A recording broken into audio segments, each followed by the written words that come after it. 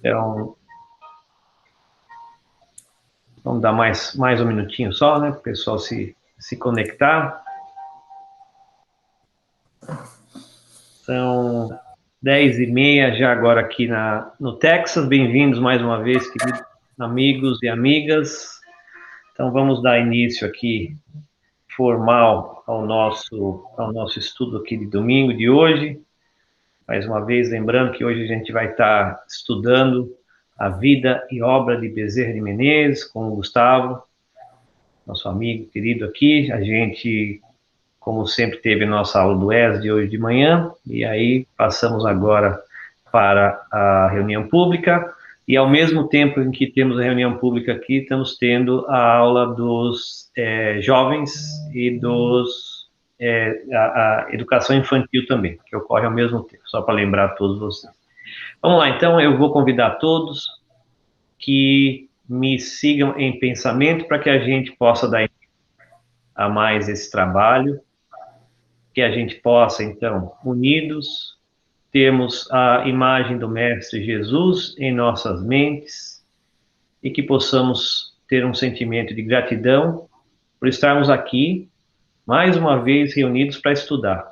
Uma bênção, que é um privilégio a gente poder dedicar alguns minutos da nossa semana para refletirmos sobre ensinamentos e sobre pessoas, espíritos que nos trouxeram grandes exemplos de vida, inspirações, conforto.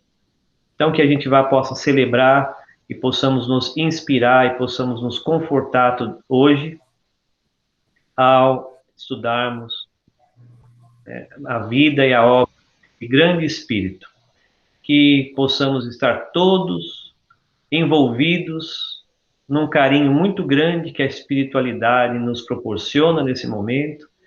Tenhamos a certeza que o nosso mentor espiritual, nosso guia, mentor ou mentora, os mentores da casa, o Sunrise, estão todos trabalhando em unissom, estão todos nos envolvendo com vibrações de tranquilidade, de paz, preparando o nosso coração e a nossa mente, para que estejamos na melhor atitude mental possível para aproveitarmos esses próximos minutos.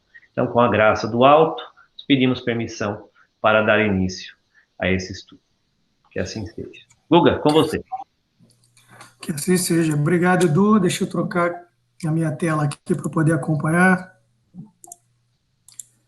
Eu queria começar com um breve comentário, que eu não me encontro aqui na posição de especialista, muito pelo contrário, eu fiz uma analogia. Na verdade, esse estudo, a gente já fez esse estudo 2 vezes, e cada vez que eu revisito, consigo achar um ângulo diferente, alguma coisa. Aperta o botão aí, pô.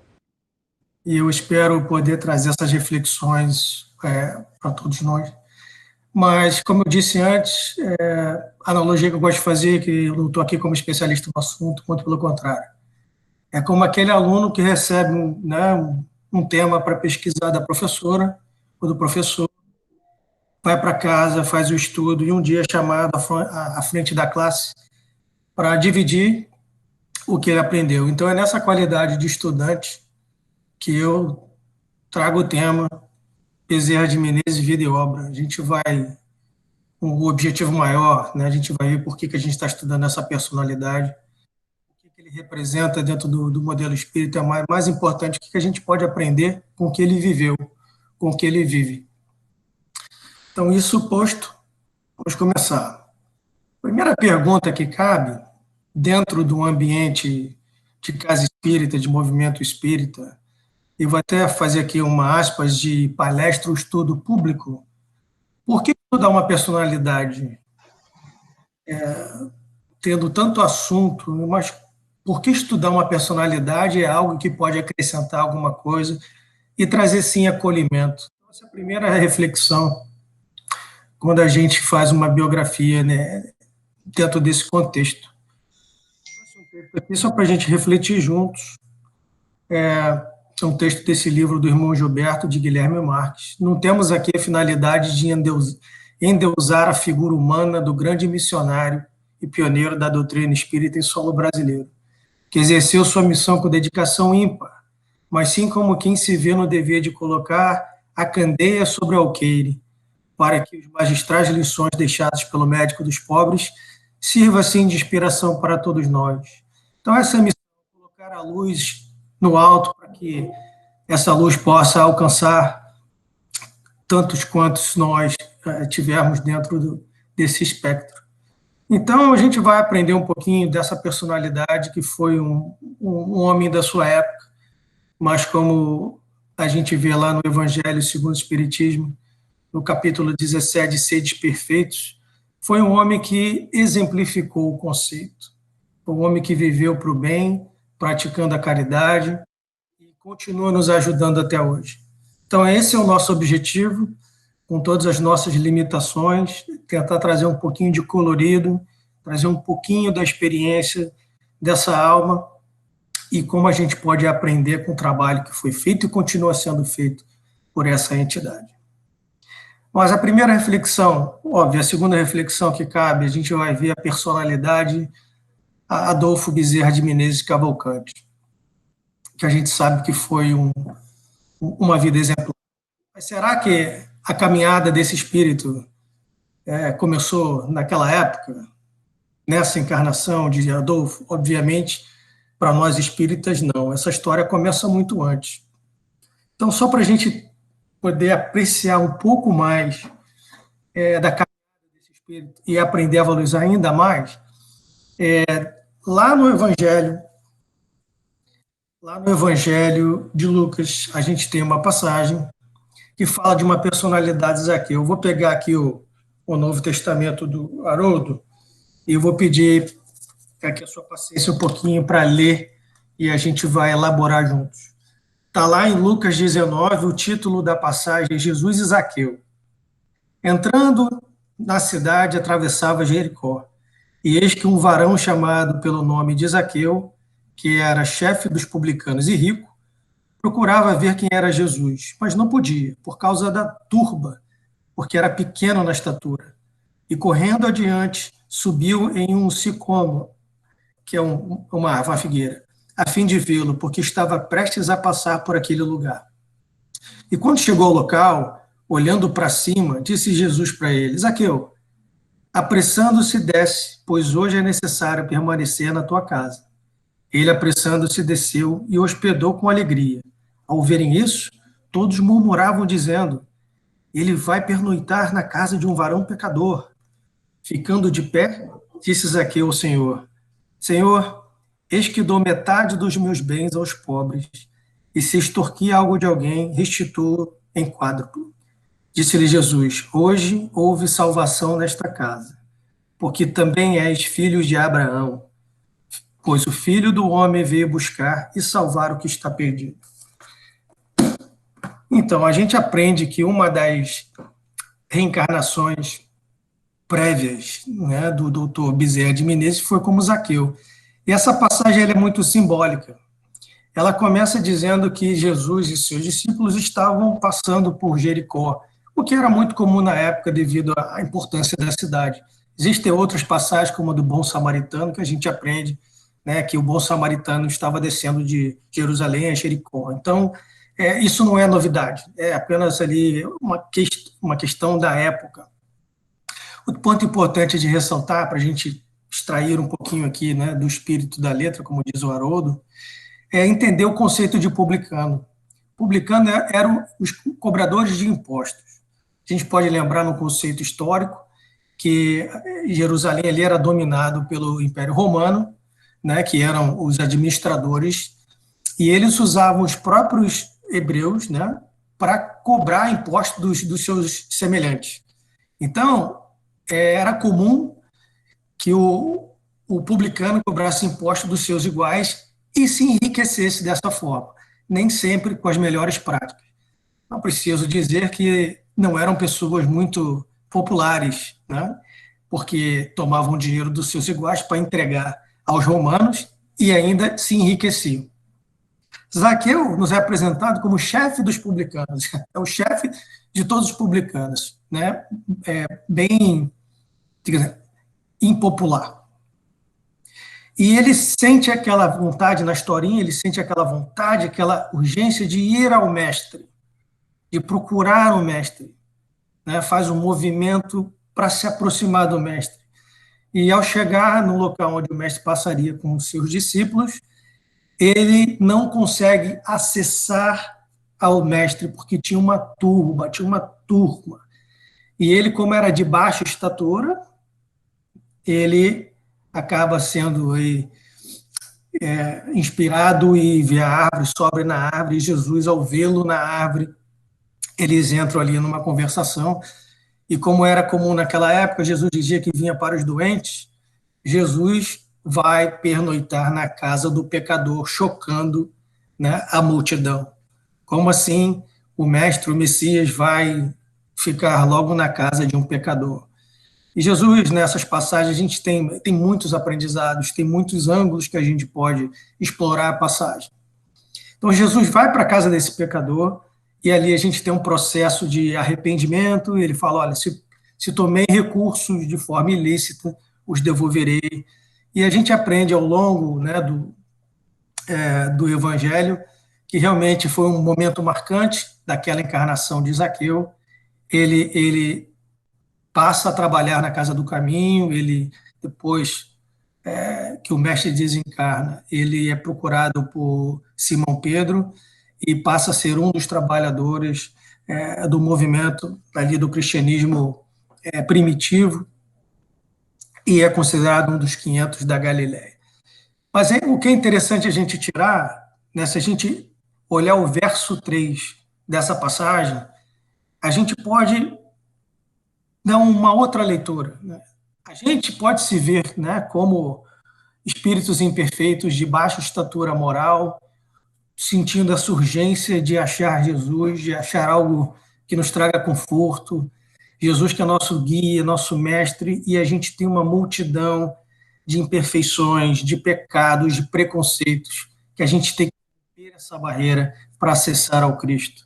E uma vez o fazendo, no nosso processo de evolução espiritual, nosso processo de evolução moral, Jesus haverá conosco. Jesus vem à nossa casa mental. Jesus vai estar conosco.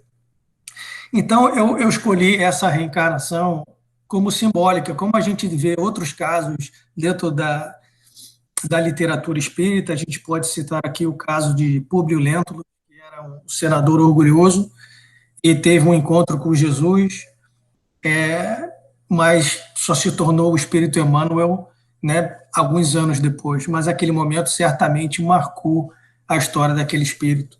Ou como outros, como Saulo de Tarso, às portas de Damasco, que encontra o mestre, vai ao encontro do mestre e também se transforma.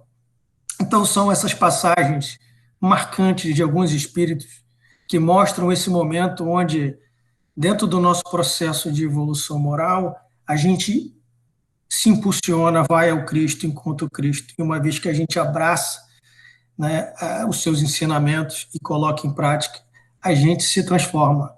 Essa simbologia ela é muito usada no próprio Evangelho, quando as pessoas têm uma mudança de atitude, é como se fosse uma nova personalidade, um novo nome.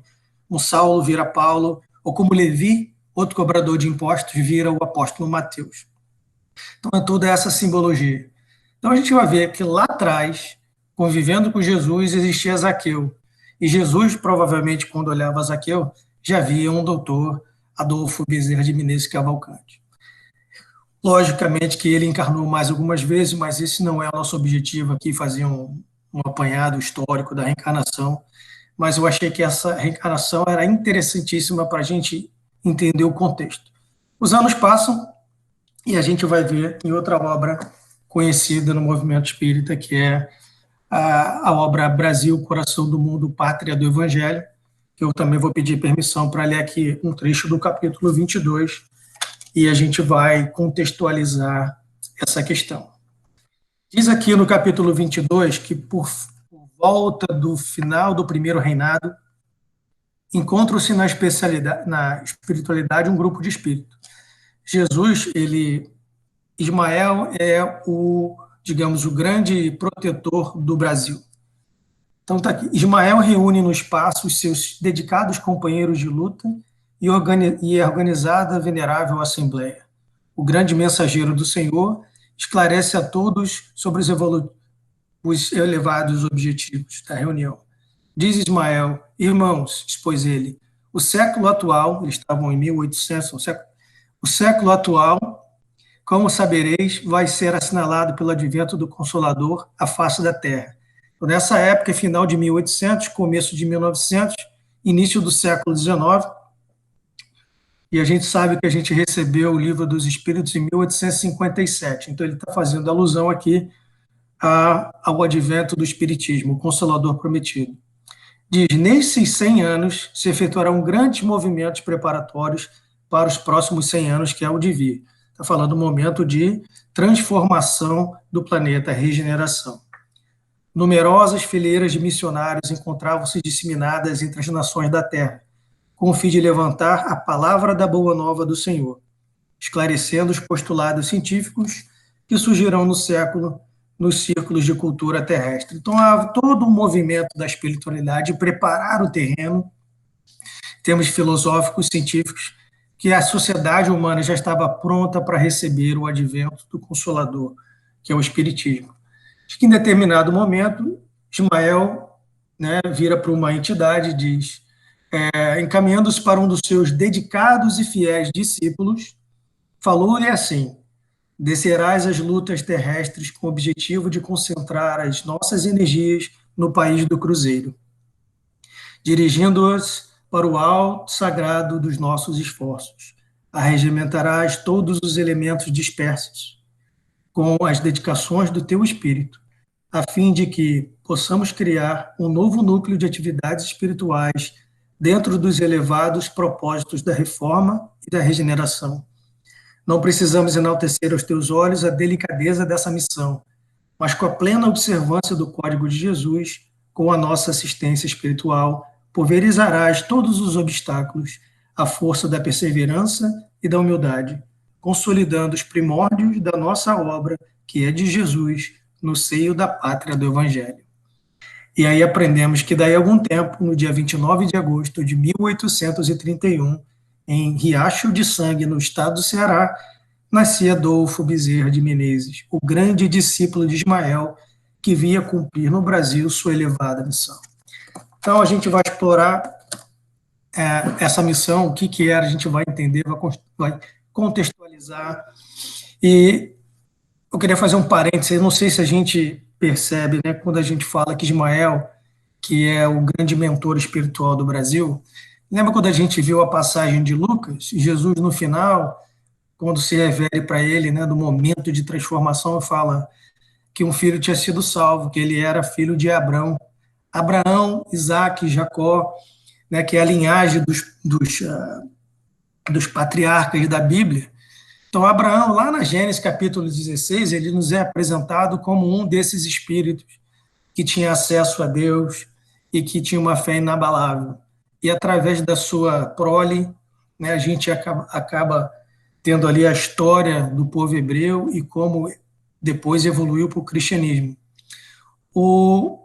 Só que Abraão teve, na verdade, 2 filhos, né? Isaac era filho dele com a esposa Sara, e é a linhagem ali de Abraão, Isaac, Jacó, que depois mudou o nome de Israel, as 12 tribos, né, que por aí vai, inclusive a linhagem de Davi e Jesus.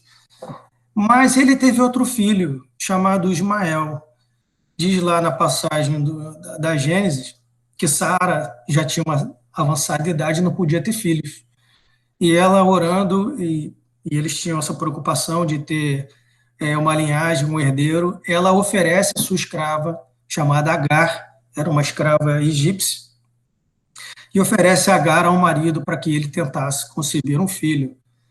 E durante esse processo, Abraão engravida Agar e nasce Ismael.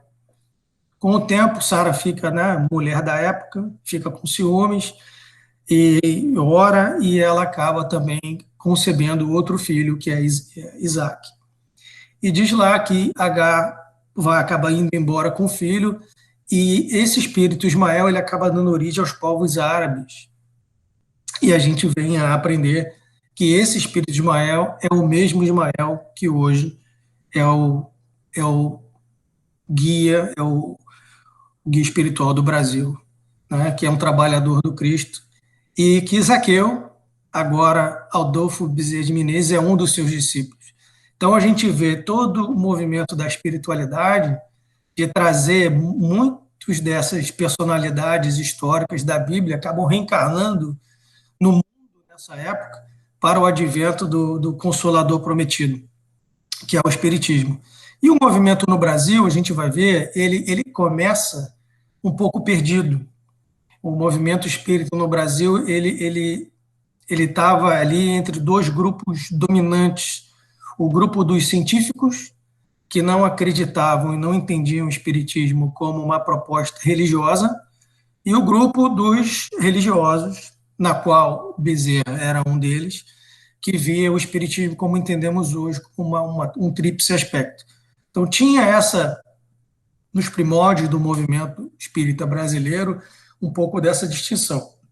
E uma das missões de Adolfo Bezerra de Menezes era reencarnar para tentar resolver essa questão. Mas vamos agora evoluir um pouquinho, vamos entender um pouquinho da personalidade. Ele reencarna no seio de uma família católica, tendo sido educado segundo padrões rígidos de disciplina da época. Era um aluno exímio, exemplar, com uma inteligência privilegiada, o que permitiu que ele concluísse os estudos básicos com louvor e muito cedo. Seu pai, devido à política da época, empréstimos, ele acabou perdendo os bens. Ele era de uma família abastada, mas ao longo dos anos o pai acabou perdendo a fortuna. Mas como era um homem bom, os próprios credores permitiram que ele continuasse na propriedade, que uma vez ele foi dono, para passar a ser administrador. Então, ele vive ali com recursos limitados.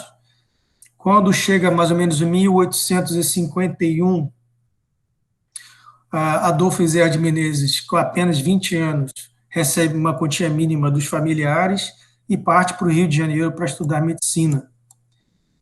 Ele vai estudar medicina no Rio de Janeiro. Então tem um caso famoso que está até no livro, está no filme, para quem viu, existe um filme, uma biografia de Dr. Bezerra de Menezes. Ele estava com aluguel atrasado e ele não era espírita ainda, lembra? Ele era católico, mas um homem de bem e preocupado, e batem à porta do seu alojamento. Ele abre, era um rapaz, um desconhecido, e falou, olha, o rapaz estava com problemas de matemática e queria tomar aulas particulares. Bezerra de Menezes meio que hesita um pouco, diz lá a passagem, porque teoricamente matemática não era o seu forte, mas como ele queria ajudar o próximo, ele aceita a missão, e o rapaz insiste em pagar as aulas em adiantado. Então ele passa a quantia adiantada, diz que Bezerra vai para a biblioteca, para se preparar, para revisitar a matéria e tal, e diz que o aluno nunca apareceu. E por coincidência, como a gente sabe, no espiritismo não existe coincidência, o valor era suficiente para ele quitar as dívidas e continuar os estudos sem maiores preocupações. Ele faz medicina no ano de 1856. Ele se forma médico, se licencia e vai trabalhar como médico no corpo do Exército Brasileiro. E com a melhoria da sua situação econômica, ele em 6 de novembro de 58, ele casa com a Maria Cândida Lacerda, que é a sua primeira esposa, com quem teve 2 filhos.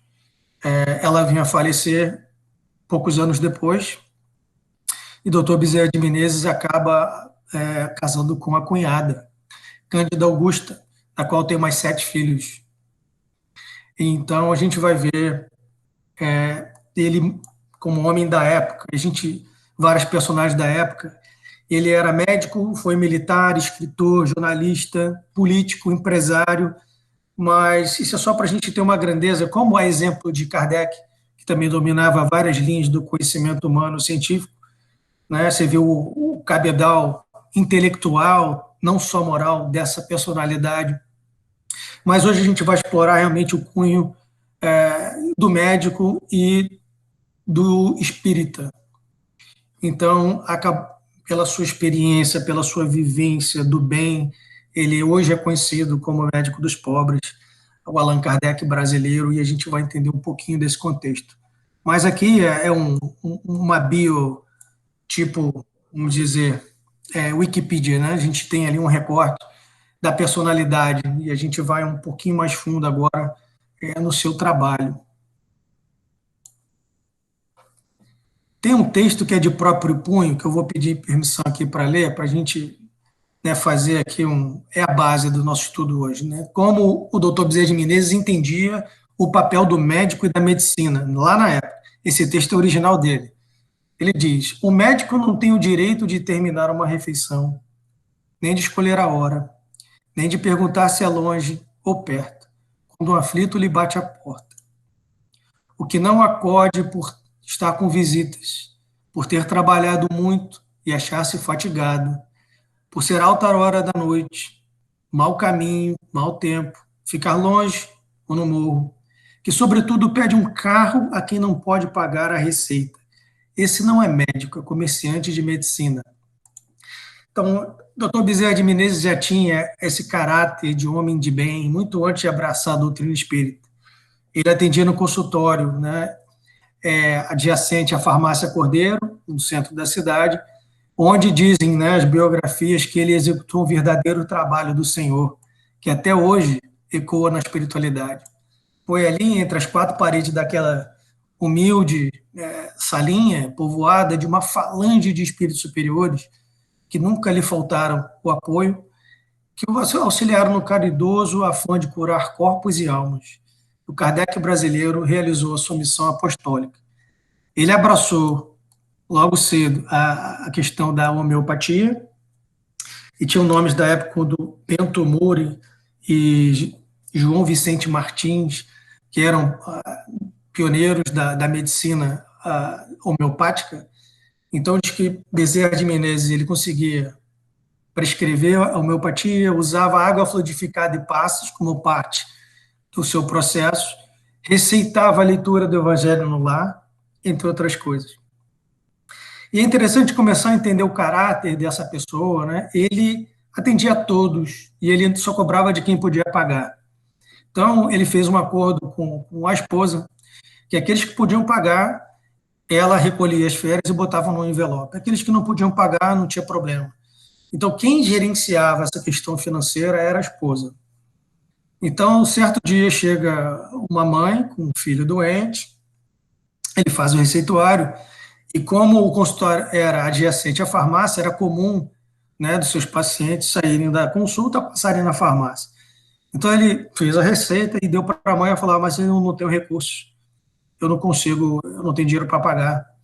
Ele não hesita, chama a esposa, pega um envelope lá com as férias do dia, diz lá também nos casos que ele geralmente atendia aos que podiam pagar na manhã e fazia os trabalhos de caridade à tarde. Então ele pegou o envelope de todos os recursos da manhã, dá para aquela mãe e fala: vai, compra o remédio com troco, usa, né, para a sua família. Então existe outro caso também interessante, esse eu vou fazer questão de ler aqui do livro, para que a gente não perca nenhum colorido. Está aqui no livro Lindos Casos de Bezerra de Menezes, de Ramiro Gama. É o caso 46. O título é Dava o que possuía. De uma feita, um pai de família pede-lhe chorando um óbolo, uma ajuda em dinheiro para enterrar o corpo da sua esposa, cujo espírito desencarnara, deixando-lhe os filhinhos menores e famintos. Bezerra procura algo nos bolsos e nada encontra. Comove-se, e a sua comoção era uma prece. E por como uma intuição, desapegada das coisas materiais, tira-lhe do dedo simbólico anel de médico, entrega ao irmão necessitado, dizendo-lhe, com carinho e humildade, venda-o e com dinheiro apurado, enterre o corpo da sua mulher e depois compre o que precisa, que Maria Santíssima o ajude e o abençoe. E tem um terceiro caso que eu vou contar na sequência para a gente ter uma dimensão dessa personalidade. Ele já deu um envelope para uma mulher, o anel para o outro. Um belo dia, bate-lhe a porta outro senhor.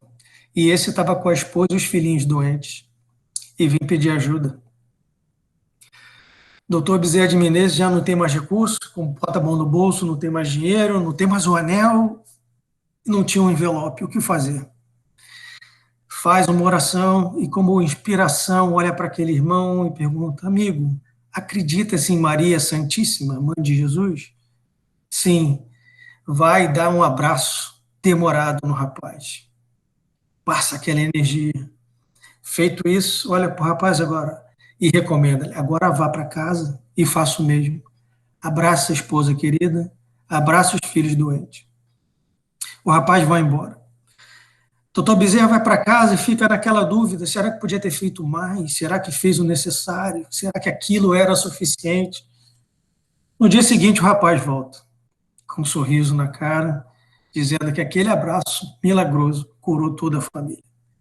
Então, a gente tem aqui uma dimensão do tamanho desse espírito. E, como sugerido do meu amigo Henrique, né, hoje a gente vê tantos trabalhadores da linha de frente, né, de diferentes enfermeiros, médicos, dentistas e tantos outros que estão abrindo mão do seu tempo com as suas próprias famílias para nos ajudar a combater essa crise do Covid-19, muitos deles adquirindo a própria doença. Então, isso mostra como é que é importante o papel daqueles que abraçam essa missão de vir médico, vir enfermeiro, enfim, ter um trabalho social, né, e olhar além dos recursos, que a gente sabe que são profissões que pagam bem, muitas vezes as motivações não são necessariamente morais e filosóficas. E a gente vê o exemplo daquele que realmente abraça essa missão de médico e volta para ajudar o próximo, é louvável. Então, vamos seguir um pouquinho na história dessa personalidade, como é que ele se envolveu com o movimento espírita. Então, seus primeiros contatos são através de curas da sua própria esposa e a sua própria. A esposa, a primeira esposa, estava desacreditada de tuberculose, e ele acaba recebendo um receituário de um médium que não era tuberculose, que o problema era outro. Ele acaba seguindo as recomendações e a esposa é curada. Mas o que é mais marcante, diz na obra aqui de Ramiro Gama e outros autores que eu consultei, que existe um médium na época no Rio de Janeiro chamado João Gonçalves de Nascimento. E como ele já era figura pública, lembra? Ele era político, escritor, muito conhecido. Doutor Bezerra não queria usar o seu nome, mais conhecido que era Bezerra de Menezes. Então, ele escreve num pedacinho de papel o nome Adolfo, a idade e o endereço. E não fala qual é o problema, não fala nada, ele só faz uma consulta, um receituário. E no dia seguinte, volta lá a resposta, sendo o doutor Adolfo Bezerra de Menezes Cavalcante, e ela faz uma prescrição completa do problema, que diz que é dispepsia e com tratamento. E diz que o doutor Adolfo já vinha com esse problema há alguns anos, tentando tratar com a medicina normal, né, tradicional, e não conseguia. E em poucos meses, de 3 meses depois dessa consulta, ele fica curado. Então, ele, como já era homem de bem, ele já cria uma simpatia com esse movimento novo na época, que era o espiritismo. E recebe de uns amigos que fundaram o grupo chamado inicialmente Confúcio, no Rio de Janeiro, uma cópia do Livro dos Espíritos traduzido para o português, em 1875. E como acontece com várias outras personalidades do espiritismo, a porta de entrada é sempre receber uma cópia do Livro dos Espíritos. E ele leu a obra e diz que ele já era espírita e não sabia.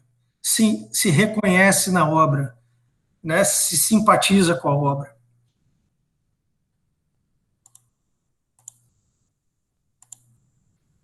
Então, ele começa a trabalhar na obra, mas ele só vai se revelar publicamente espírita 10 anos depois. Isso também está retratado no filme, para quem viu, em agosto de 86, perante um auditório de mais de 2.000 pessoas, inclusive Dom Pedro II estava na plateia, que ele faz um discurso público, abraçando ali o espiritismo. Nessa época ele já não mais trabalhava com política. E representa ali um marco, porque se imagine se até hoje, quando a gente conversa com as pessoas, estamos em 2020, e ainda encontramos certo preconceito com relação à doutrina que abraçamos. Se imagine na época, em 1800. Né?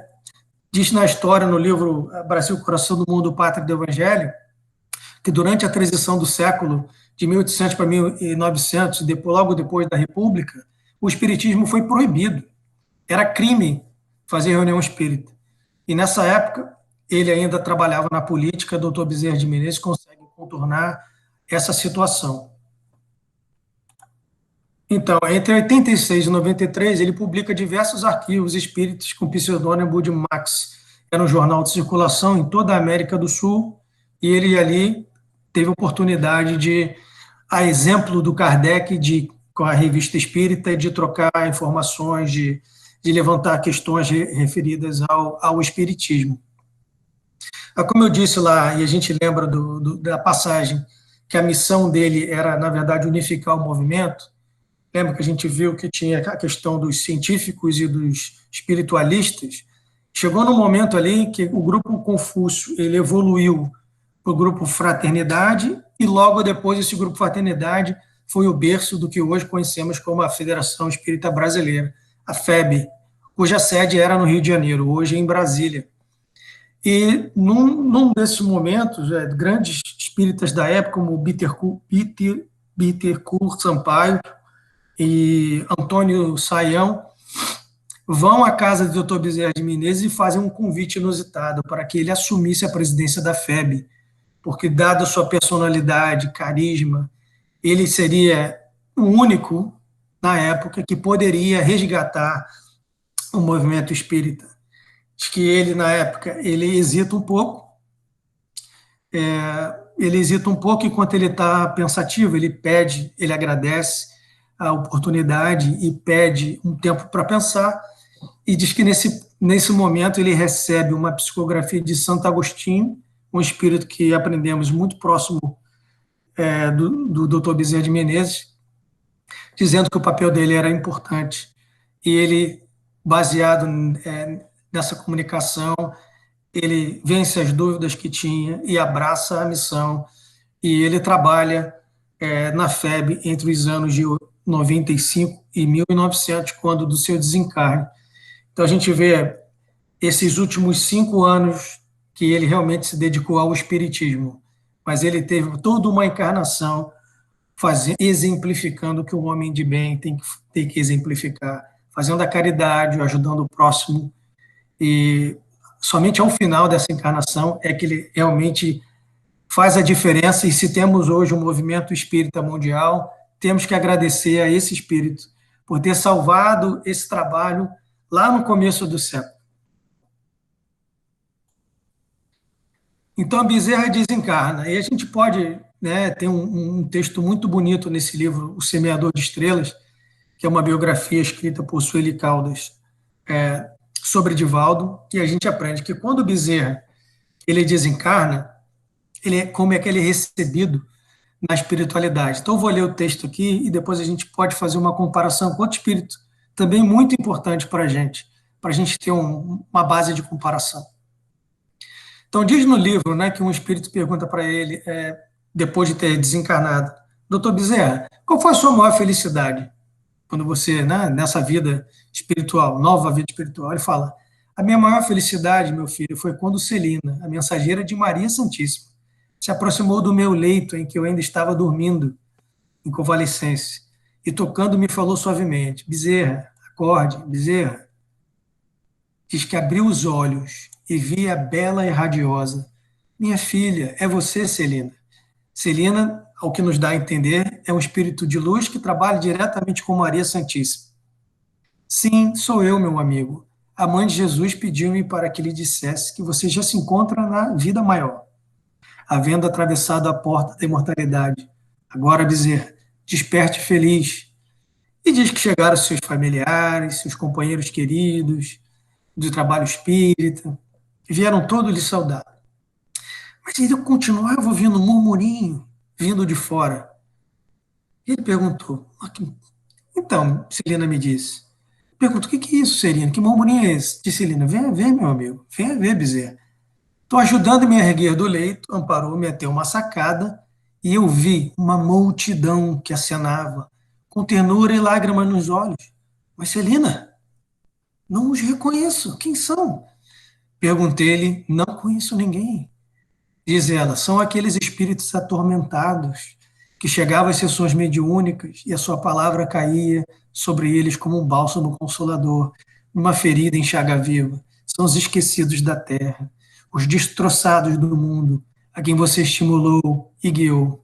São eles que o vêm saudar no pórtico da eternidade.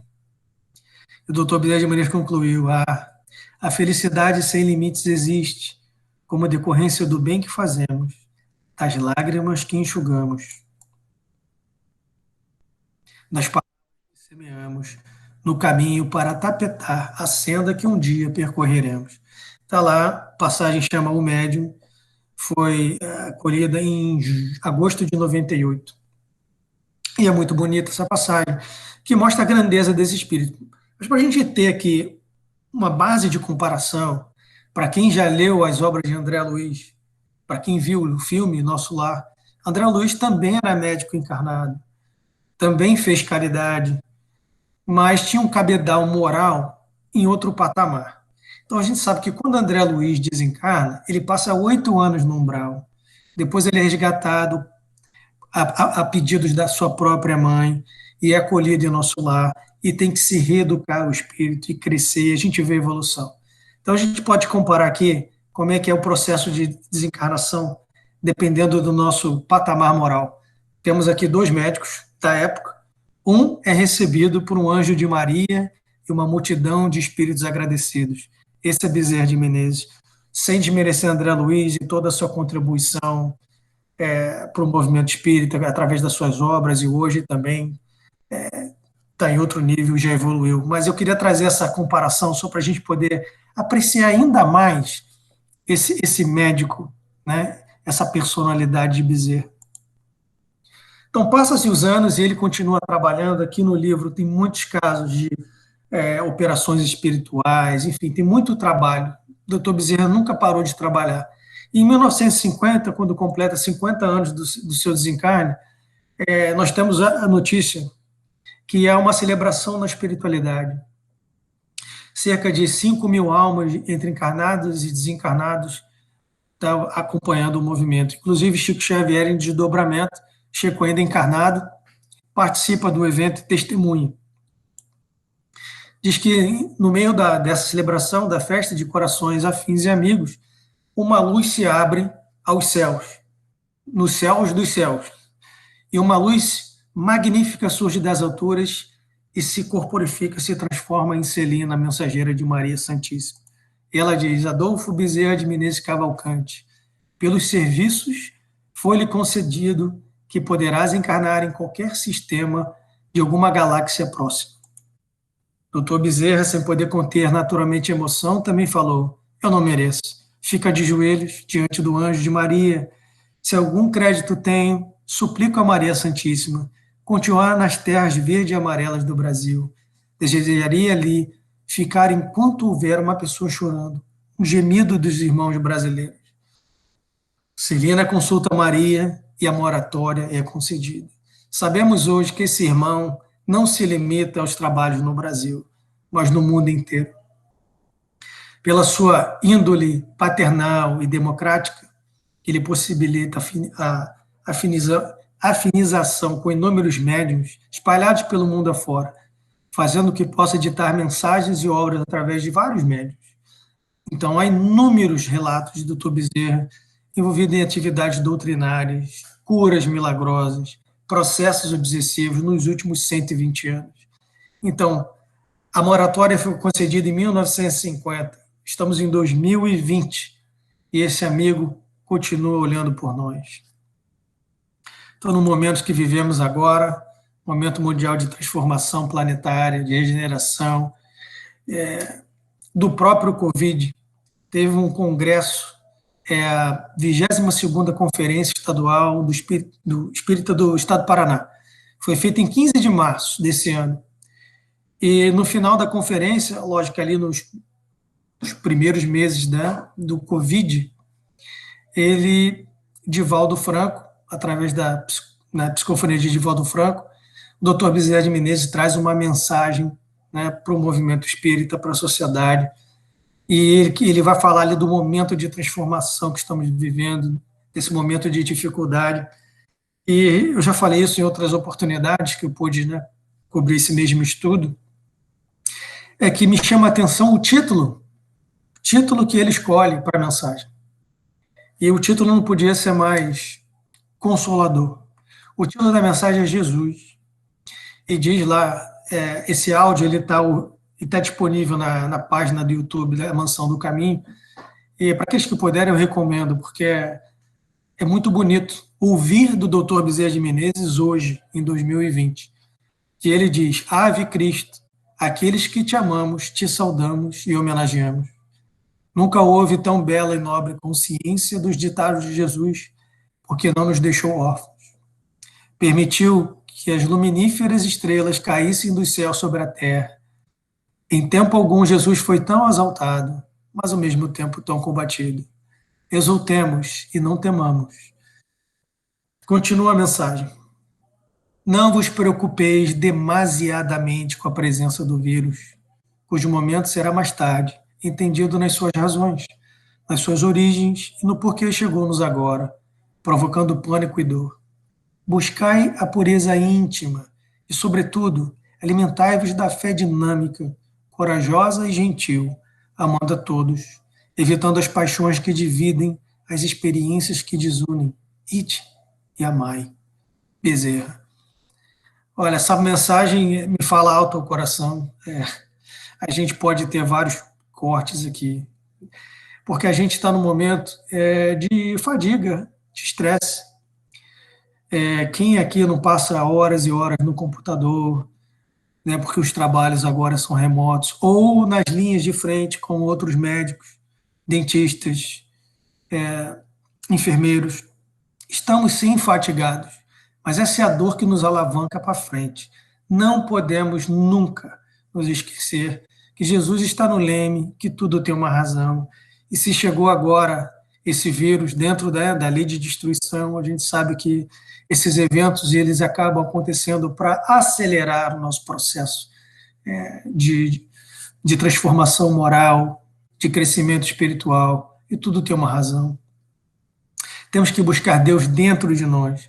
Temos que ter a fé ativa, não a fé passiva, aquela fé corajosa de trabalho, a fé de reconhecer os nossos próprios erros, mas não cristalizar na paralisia e andar para frente, entendendo que somos espíritos em evolução e que ainda vamos cair muito antes de andarmos com mais propriedade.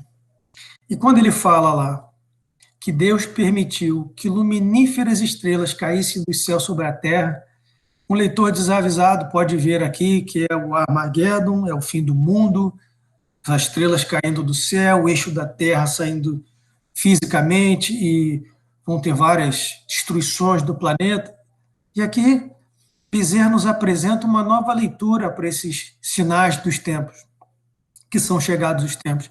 Diz que essas estrelas luminíferas são verdadeiros espíritos de luz que estão reencarnando para nos ajudar, como o Emmanuel, por exemplo, que está encarnado no Brasil. Essa mudança de eixo talvez seja uma mudança de eixo moral, não física. Que essas mudanças elas são muito mais íntimas do que físicas.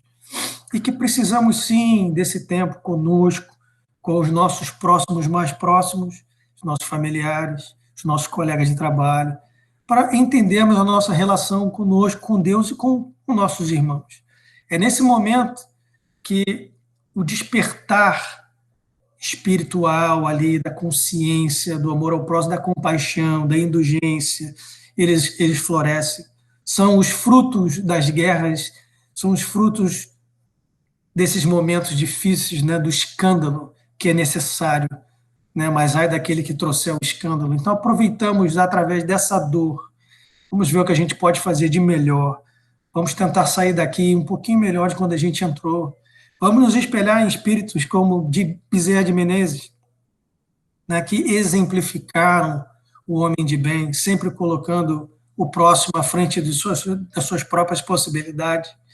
Diz no livro aqui que um dos filhos de Bezerra, ele é entrevistado por Ramiro Gama, e ele diz, olha, eu tinha mágoa do meu pai, porque meu pai, apesar de ter trabalhado e ter sido uma expressão, um homem da época, de certa expressão, não ameliou recursos, não deixou riqueza. E esse filho tinha essa mágoa.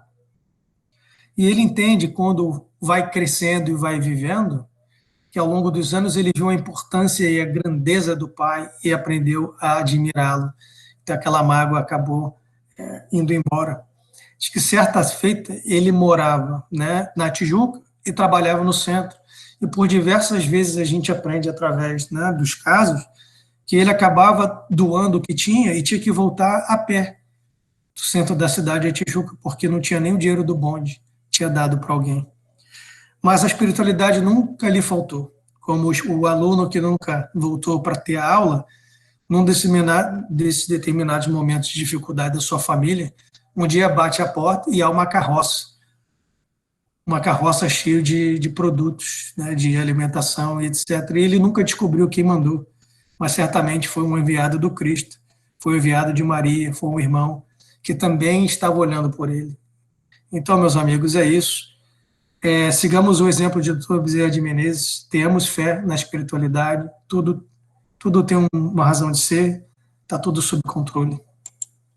Para aqueles que quiserem se aprofundar no estudo, eu vou deixar uma lista dos livros de referência, o primeiro sendo esse lindo caso de Bezerra de Menezes, de Ramiro Gama, mas existem outras biografias inúmeras.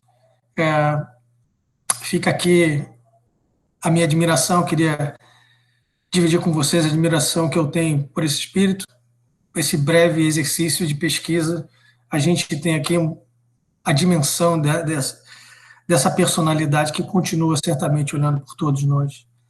Então, Edu, eu queria abrir aí para perguntas. Se o pessoal tiver alguma pergunta no chat, por favor, vamos trocar aí algumas reflexões. Enquanto isso aí, vamos aguardar se alguém quiser fazer uma pergunta, fica à vontade. Tem um comentário aqui interessante, né, que o Dr. Bezerra era conhecido também como médico das almas, né?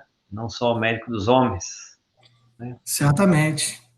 Kardec brasileiro, médico dos pobres, médico das almas. Isso aí. Então, se alguém tiver alguma questão, por favor, temos alguns minutinhos, fiquem à vontade. O pessoal comentando muito que a palestra é muito emocionante, que realmente foi muito emocionante, né? Acho que você, com humildade aqui eu vou falar, acho que você honrou o Dr. Bezerra, com certeza, com essa palestra, porque a expressão foi muito verdadeira, né, da grandeza desse espírito. Então, obrigado. Eu que agradeço o carinho de vocês. E a gente vê a emoção do Gustavo quando fala. É uma emoção que a gente passa para nós todos. Está todo mundo sem palavra, Gustavo. O doutor Bezerra de Menezes, não tem como a gente não se emocionar, né? E mais que se emocionar, a gente tem uma grande oportunidade aqui de seguir seus exemplos, claro, dentro das nossas próprias possibilidades, mas você vê que trabalho voltado para a caridade, né, não enriqueceu. E a gente fala, né, o sonho do espírita, eu vou falar por mim aqui, espírita estudante, que a gente faz um esforço enorme e reza para voltar. O espírita não reza, né, ora. Orar para voltar para a espiritualidade um pouquinho melhor de como entrou, e a gente tem esse desejo de evoluir moralmente e, eventualmente, né, habitar em moradas menos dolorosas. E a gente vê aqui o quanto isso é egoísta, até de pensar nisso, quando eu penso assim, né? Porque você vê, o Dr. Bezerra de Menezes, em 1950, já teve a oportunidade, talvez, para ir para um mundo bom, e ele recusa o convite, e continua habitando entre nós. Isso é muito marcante. A gente ouve, né, o Edu pode me ajudar aqui, dentro do movimento espírita americano, e a gente sabe desse compromisso que a gente abraçou, todos como trabalhadores, e muitos acreditam que depois dessa regeneração parte desses trabalhadores vão ser convidados a ir para outros órgãos para ajudar quem está atrás. E muitos de nós talvez vamos até nos voluntariar para esse trabalho, né? Isso só me reflete o exemplo do Dr. Bezerra, né? O quão grande seria isso, né? De poder se atrasar um pouquinho na sua marcha para ajudar aqueles corações amigos que ficaram para trás. Isso é de um desprendimento, de uma caridade que eu não consigo articular. É isso aí. Muito, muito obrigado, Guga, mais uma vez. Então, novamente, muitos comentários agradecidos pelo trabalho, pela divisão dos insights, do conhecimento, né, e da emoção. Então, nesse ambiente, né, que a gente formou aqui, tão bacana, eu vou pedir para a minha querida amiga Tatiane para nos encaminhar, né, para a irradiação e a prece final. Tati, tudo bem? Tudo jóia, vamos lá.